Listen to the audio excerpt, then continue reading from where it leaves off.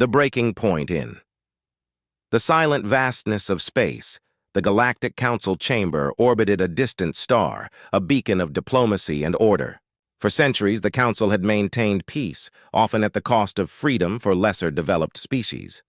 The humans were one such species, primitive, barely capable of space travel, or so the Council had believed. That belief shattered the moment a human fist connected with the jaw of the Komar ambassador, sending a spray of fluorescent blood across the pristine floor.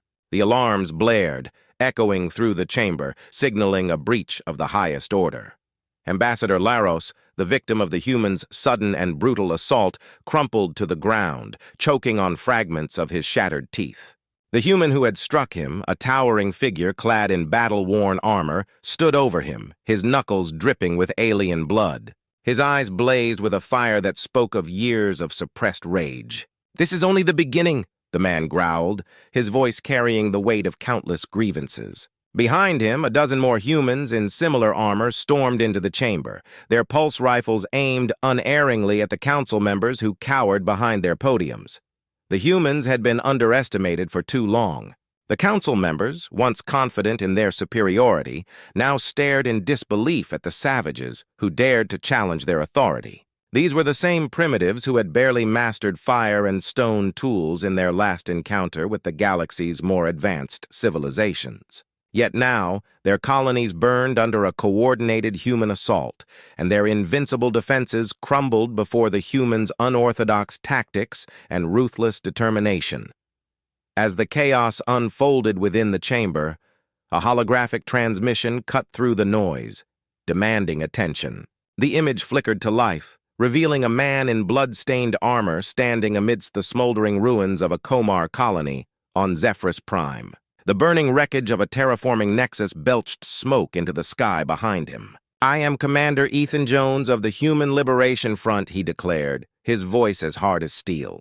"For too long, your council has brutalized our settlements, crushed our people beneath your claw to steal our resources and souls. But no longer." Jones raised his fist, and the flames behind him seemed to roar in approval. "This is only the first blow for our freedom. Zephyrus Prime belongs to humanity now, and we will not stop until every world, every star is free from your tyranny. You wanted our obedience, instead you will face our wrath. Humanity will not kneel before you ever again." The transmission ended abruptly, leaving the council chamber in stunned silence. The groans of the wounded Komar ambassador were the only sounds that filled the void. The reality of their situation began to dawn on the council members. The galaxy had shifted on its axis, and the Komar, along with their allies, realized far too late that they had sown the seeds of their own destruction. Humanity was no longer a minor player in the cosmic arena. They were fighters, willing to die for their place among the stars, and they were determined to win. The rebellion ignites as the dust settled on Zephyrus Prime. The humans continued their assault with relentless precision. Ethan Jones, the leader of the uprising, crouched behind a twisted slab of metal, his pulse rifle clutched tightly in his hands. The air was thick with the acrid smell of burning machinery and the cries of the wounded. The once thriving colony lay in ruins, a testament to the human resistance's willingness to do whatever it took to achieve their freedom. The whine of Komar dropships filled the air, signaling the arrival of reinforcements. Jones knew they couldn't win a direct confrontation with the superior firepower of the Komar forces. "Fall back to the rendezvous point," he commanded, his voice cutting through the noise. His fighters, their faces grim and determined, obeyed without question, melting into the rugged wilderness that surrounded the colony. The battle for Zephyrus Prime raged on for days, turning into weeks as the humans and their allies used every advantage the terrain could offer. The Komar forces, led by the ruthless Commander Zorn, swept through the ruined colony with brutal efficiency. Their advanced weapons and tactics were unmatched, but the humans were ghosts, striking from the shadows before disappearing into the maze of canyons and forests that covered the planet. Zorn's frustration grew with each passing day. These humans were nothing more than vermin, scurrying in the dark, always out of reach. But he would burn them out, even if it meant razing every inch of this wretched planet. In a secluded ravine, far from the eyes of the Komar forces, Ethan Jones stumbled upon an unexpected sight. A group of alien figures, their bodies wrapped in hand-woven cloaks, stood before him, their primitive weapons at the ready. The leader, a fierce-looking female with eyes that burned like smoldering coals, stepped forward. "I am Rexia of the Zarian people," she said, her voice filled with a mix of anger and desperation. "We have watched you fight the sky demons." Jones lowered his rifle cautiously. "The Komar enslaved our people, too. It looks like we share a common enemy." Rexia nodded, a spark of recognition in her gaze. "The Komar have oppressed us for generations. We rebelled once long ago, but they crushed us without mercy. But perhaps with your people's strength, we may have a chance." Back at the Komar Command Center, Commander Zorn was losing patience. Reports of ambushes and sabotage missions were piling up on his desk, each one more infuriating than the last. "These humans are like vermin," he spat, slamming his fist on the hollow table. "But I will burn them out. Target the native settlements. Teach these savages the price of aiding the enemy." As smoke and flames rose from the smoldering Zarian villages, Ethan and Rexia stood atop a windswept ridge, watching the devastation unfold. Rexia's eyes blazed with ancient fury, her grip tight on the hilt of her blade. "The Komar only sow seeds of hatred with their cruelty," she said, her voice hard as stone. "More will flock to our cause now." Ethan nodded, his jaw set with determination. "And we'll be ready for them. I've got a plan to hit the Komar where it really hurts." Under the cover of night, the combined forces of the humans and Zarians moved like shadows, infiltrating a heavily guarded Komar supply depot. As dawn broke, the depot erupted in flames, leaving nothing but destruction in their wake. The tide of the battle was beginning to turn, and the seeds of rebellion were growing into something far more powerful, a united force that threatened to topple the Komar's reign of terror. In the Galactic Council chamber, Ambassador Laros watched the reports from Zephyrus Prime with growing unease. The rebellion was gaining ground, despite the Komar's overwhelming might. Whispers of unrest were spreading to other subjugated worlds, and the humans' defiance had lit a spark that was rapidly becoming a wildfire. The once unshakable foundation of the Galactic Council was beginning to crumble, and the winds of change were beginning to howl. The strike on the Komar command, the alliance between the humans and Zarians, solidified in the face of mutual suffering.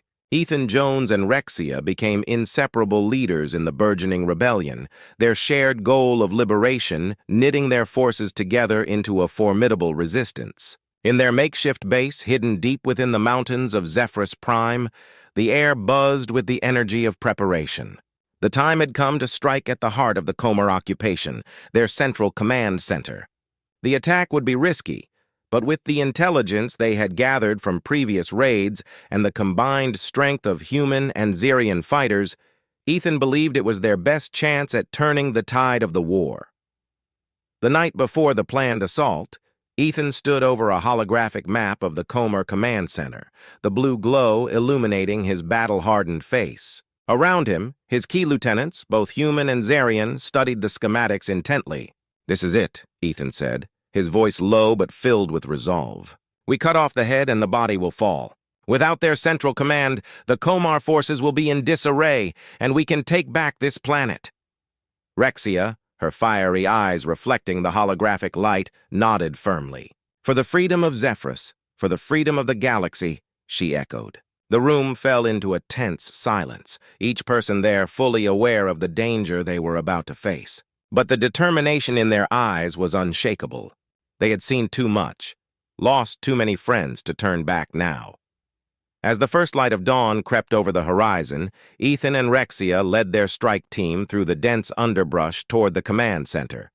The facility loomed ahead, a fortress of cold metal surrounded by high walls and automated defenses. The rebels moved like shadows, avoiding patrols and disabling security systems as they closed in on their target. Finally, they reached the perimeter, crouching behind cover as they surveyed the entrance. "Remember?" Ethan whispered to his team. "We need to move quickly. Once we're inside, they'll know we're here. Hit hard, hit fast, and don't stop until we've secured the command center." The signal was given, and the strike team sprang into action. Explosives placed on the outer gates detonated with a deafening roar, creating a breach through which the rebels poured into the facility. The Komar soldiers, caught off guard by the ferocity of the attack, scrambled to mount a defense, but they were no match for the relentless assault. Ethan and Rexia led the charge, their weapons cutting down enemies with lethal precision. Inside the command center, the chaos was palpable. Alarms blared, and the once orderly corridors were now a battlefield. Ethan's team fought their way through waves of Komar soldiers, leaving a trail of destruction in their wake. Finally, they reached the heart of the facility, the central control room. The heavy door was sealed, but with a few quick commands, Ethan hacked into the security system and forced it open. They burst into the control room, weapons raised, ready for anything. The Komar officers inside turned in shock, but they had no time to react before they were subdued. Ethan made his way to the main computer terminal, plugging in a data drive to download critical intelligence. His fingers flew over the alien interface, cracking encryptions and retrieving data with practiced ease. "Cover me!" Ethan shouted, as Rexia and the others took up defensive positions around the room. The terminal chimed, and Ethan's eyes widened as he scanned the decrypted data. "Got it," he said, his voice tight with urgency. "And holy." "Rexia, look at this." Rexia glanced at the screen, her expression darkening as she read the information. "They're experimenting on your people," she whispered, her voice laced with horror. "Hundreds of them, maybe more, all in a research facility off-world." "We need to get to that facility," Ethan said, unplugging the drive and pocketing it. "We can't leave them to whatever twisted experiments the Komar have planned." Just as they were about to retreat, a piercing alarm shattered the relative calm. Komar security forces flooded into the control room, their weapons blazing. Ethan and Rexia returned fire, their team covering their retreat as they fought their way back through the corridors. The escape was harrowing, with enemy fire coming from all directions, but their determination saw them through. As they finally broke free of the command center and made their way back to the rendezvous point, Ethan knew that the stakes had just been raised. The discovery of the research facility added a new, urgent mission to their rebellion. The Komar weren't just oppressors. They were monsters, experimenting on human captives in ways too horrific to imagine. Back at the base, Ethan wasted no time in sharing the intel with the rest of the leadership. "We have to move quickly," he said, addressing the assembled fighters. "The people in that facility don't have much time. We've hit the Komar hard today, and they'll be reeling from this, but they won't stay disorganized for long. We need to rescue those captives and shut down that facility before they can regroup." Rexia stepped forward, her voice filled with determination. "I'll lead the strike team. We owe it to those people, and to every one of our fallen, to see this through." Ethan nodded, his resolve hardening. "And I'll be right there with you. This fight is far from over." As the plans were set in motion and the rebels prepared for their next mission, a sense of destiny hung heavy in the air. The Komar had sown the seeds of their own reckoning, and now the harvest had come. The rebellion was no longer just a fight for survival. It was a fight for the future of all free beings in the galaxy. And the rebels would not stop until every last chain was broken. The rescue mission. The night was dark and silent as the rebel strike team approached the coordinates of the Komar research facility. The planet was desolate, its surface covered in jagged rocks and deep canyons, a perfect hiding place for the atrocities that were being committed within the cold, metallic walls of the facility. Ethan, Rexia, and a small group of elite fighters moved swiftly through the shadows, guided by the stolen schematics that detailed the facility's layout. Every step was calculated, every breath controlled, as they closed in on their target.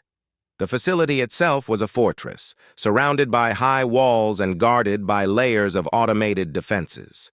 But the rebels had planned for this. Using the intel they had gathered from the command center, they had disabled key security systems remotely, creating a narrow window of opportunity to infiltrate the base. As they reached the outer perimeter, Ethan signaled for the team to halt. "This is it," he whispered. "We go in, we get our people, and we get out. Stay sharp." They moved as one, scaling the walls and slipping through the shadows, avoiding detection by the few remaining patrols. The entrance to the maintenance tunnel, their planned point of entry, was just ahead. Rexia reached it first, her hand gripping the handle of the sealed hatch. With a quick twist, the hatch opened with a quiet hiss, revealing a dark tunnel leading into the heart of the facility. The team descended into the tunnel, the sound of their boots muffled by the thick layer of dust that covered the floor. The air was stale, carrying the faint scent of chemicals and decay. They emerged in a dimly lit corridor, the sterile white walls lined with doors leading to various labs and containment rooms. According to the schematics, the human captives were being held in Cell Block B, just a few levels below. Ethan led the way, his pulse rifle at the ready, as they made their way deeper into the facility. Every corner they turned, every door they passed, was a potential threat. But the rebels moved with precision, disabling security systems and avoiding patrols with practiced ease. Finally, they reached the entrance to Cell Block B, a heavily fortified door that would have been impenetrable if not for the codes they had obtained from the command center. "Here we go," Ethan muttered as he punched in the access code. The door slid open with a low rumble, revealing a long corridor lined with containment pods, each one holding a human in suspended animation. The sight of his people, trapped and helpless in those cold glass prisons, filled Ethan with a surge of anger and determination. "They're alive," Rexia said, her voice a mix of relief and horror as she scanned the rows of pods. "We have to get them out of here." Ethan approached the nearest pod, his fingers flying over the control panel as he activated the release sequence. The glass slid open with a soft hiss, and the captive inside, a woman with disheveled hair and a gaunt face, gasped as she awoke from her enforced slumber. "You're safe now," Ethan said, helping her to her feet. "We're getting you out of here." The team worked quickly, releasing the captives and guiding them to the exit. But as the last pod was opened, a piercing alarm shattered the silence. The facility had detected the breach, and now the full force of the Komar security would be coming down on them. "We need to move now," Ethan shouted as the sound of approaching footsteps echoed through the corridor. The rebels and the freed captives made a break for the exit, with Ethan and Rexia providing cover fire as they fought their way through the facility. The Komar forces were relentless, their weapons blazing as they closed in on the intruders. But the rebels fought with a fierce determination, driven by the knowledge that failure was not an option. As they neared the maintenance tunnel, a bolt of searing energy struck Ethan in the side, sending him crashing to the ground. Pain lanced through his body, but he forced himself to stay conscious. Before he could react, a pair of hands grabbed him, pulling him to his feet. It was Dr. Lena Novak, the woman they had rescued first. "I've got you," she said, her voice filled with determination. "You saved us. Now it's my turn." Together they stumbled through the corridor, the sounds of battle growing louder as the Komar forces closed in. Dr. Novak, despite her weakened state, managed to improvise a crude medical patch from scavenged supplies, keeping Ethan on his feet as they made their way to the extraction point. The sight of the waiting transport ship filled Ethan with a renewed sense of hope. They had made it. The ship's engines roared to life as the last of the rebels and captives boarded. As the ship lifted off, explosions rocked the facility behind them, signaling the end of the Komar's cruel experiments. Ethan collapsed into a seat, his body aching and his mind reeling from the intensity of the mission. Dr. Novak sat beside him, her face illuminated by the glow of the ship's control panel. "Thank you," Ethan managed to say, his voice weak but sincere. Dr. Novak smiled, a tired but genuine expression. "You saved us," she replied. "Now we fight together." As the ship soared into the sky, leaving the smoldering remains of the Komar facility behind, Ethan knew that this was only the beginning. The fight for freedom was far from over, but with allies like Dr. Novak and Rexia by his side, he was ready for whatever came next. The rising storm.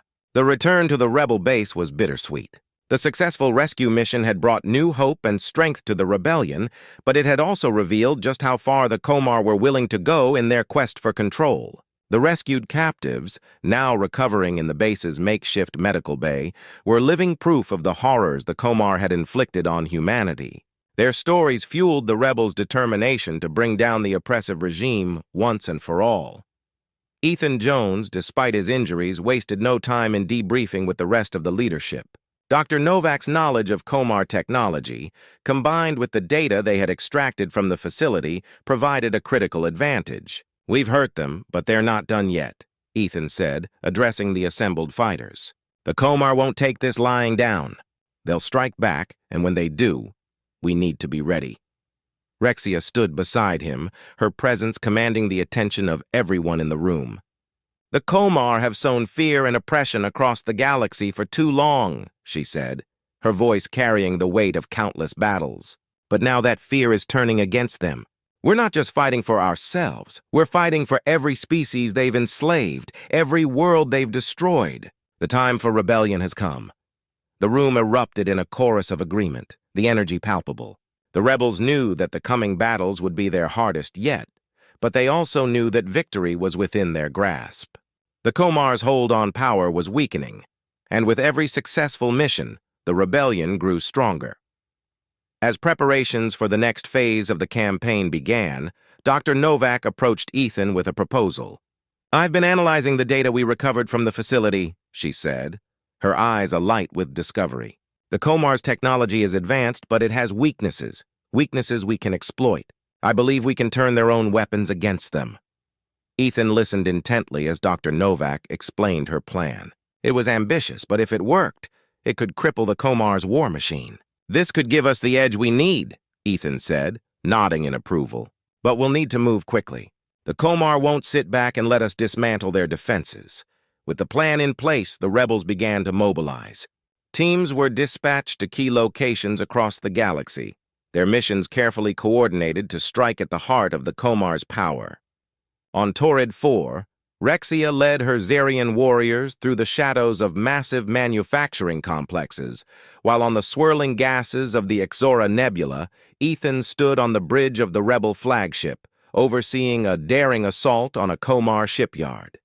The rebel fleet, retrofitted with the technological enhancements provided by Dr. Novak, struck with surgical precision. The Komar, caught off guard by the rebels' newfound capabilities, found themselves outmaneuvered at every turn. As the battle raged, reports of uprisings and successful strikes poured in from across the galaxy.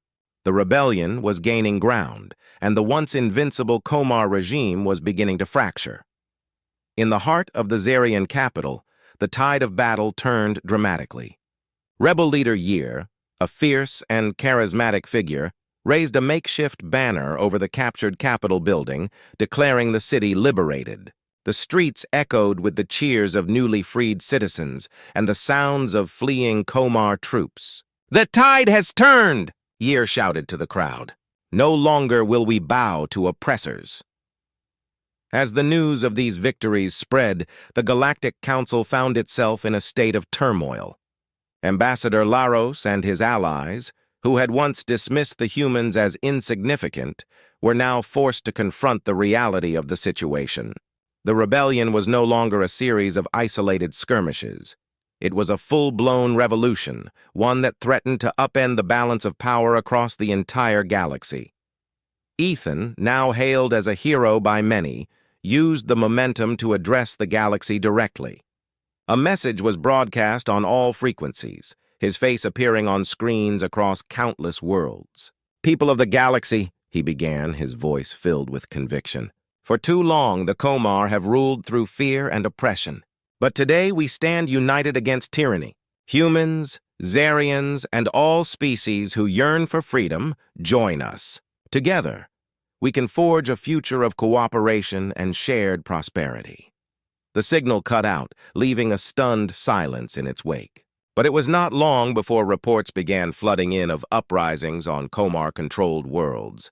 The rebellion was no longer just a human endeavor, it had become a galaxy-wide movement, with species from all corners of the cosmos rising up to fight for their freedom. He turned to one of his advisors, issuing rapid orders in the Komar tongue. The advisor bowed and quickly left the room. Vase then faced Ethan and the others once more. "The orders have been given. The prisoners will be released, and our forces will begin withdrawing from occupied worlds. We will also initiate reparations, though the process will be complex. In return, we ask for a cessation of hostilities while these measures are implemented." Ethan studied Vase for a long moment, searching for any sign of deception, But all he saw was the tired, war-weary face of a leader trying to save his people from total annihilation. "Agreed," Ethan finally said, extending his hand. "But know this, Governor. If you betray us, if you go back on your word, we will not hesitate to finish what we started." Vase took Ethan's hand, sealing the agreement with a firm shake. "I give you my word, Commander. Let this be the beginning of a new era." As the terms of the truce were finalized, the atmosphere in the room shifted from one of confrontation to cautious optimism. The Komar advisors worked alongside the rebel leaders to draft the details of the agreement, each side acutely aware of the delicate balance they were trying to achieve. Outside, the stars continued their silent vigil, indifferent to the struggles of the beings who lived beneath them. When the negotiations finally concluded, Ethan, Rexia, and Dr. Novak returned to their flagship, their minds heavy with the implications of the truce. The peace they had fought so hard for was fragile, and they knew that many challenges lay ahead. But for the first time in years, there was a glimmer of hope, a chance for a future where the galaxy might be free from the shadow of war. As the rebel fleet prepared to pull back to their strongholds, Ethan stood on the bridge, watching the stars through the viewport. Rexia joined him, her presence a steadying force. "Do you think this truce will hold?" she asked, her voice quiet. Ethan took a deep breath, his gaze distant. "I don't know. The Komar have been our enemies for so long, it's hard to imagine a true peace with them. But we have to try. Too many lives have been lost already." Rexia nodded, her eyes reflecting the same uncertainty. The Komar are fractured, and not all of them will agree with Vase's decisions. There will be those who continue to fight, who refuse to let go of their power. "Then we'll be ready for them," Ethan said firmly. "We've come too far to let everything fall apart now." Dr. Novak entered the bridge, her face lit with the glow of a data pad. "We've received word that the first groups of political prisoners are being released. It seems Governor Vase is keeping his word, at least for now." Ethan allowed himself a small, relieved smile. "That's a start. But we need to keep the pressure on. The moment we let our guard down, someone will try to take advantage of the situation." As the rebel fleet jumped to hyperspace, leaving the neutral station behind, Ethan couldn't shake the feeling that this was only the calm before the storm. The galaxy was vast and filled with dangers, and the truce with the Komar, while a step toward peace, was far from secure. There were still factions within the Komar, and even within the rebellion, who would see this fragile peace torn apart for their own gain. And then there was the question of what lay beyond the borders of known space. The brief encounter with the enigmatic Zen still lingered in Ethan's mind, a reminder that the galaxy was full of mysteries and threats that they had yet to fully understand. The war with the Komar had dominated their attention, but it was only one battle in a much larger struggle for survival. "We'll face whatever comes, together," Rexia said, as if reading his thoughts. Ethan nodded, his resolve strengthening. Together he agreed. The future was uncertain, and the path ahead would be fraught with danger. But as long as they stood united, Ethan knew that they could weather any storm. The fight for freedom was not over, but it was a fight they were ready to continue, no matter the cost. The final reckoning, the fragile truce between the rebels and the moderate Komar faction held, but just barely. For months, the galaxy teetered on the edge of peace and war, the balance constantly shifting as both sides struggled to maintain control. Governor Vase worked tirelessly to implement the terms of the agreement, but the resistance from hardline Komar factions and rogue elements within the rebellion made progress slow and perilous. As the situation grew more precarious, reports began to filter in of renewed hostilities on the fringes of Komar space. These skirmishes, small at first, quickly escalated as disaffected Komar generals refused to recognize the truce and continued their campaigns of oppression. The rebellion, already stretched thin, found itself once again embroiled in conflict, forced to respond to these provocations or risk losing everything.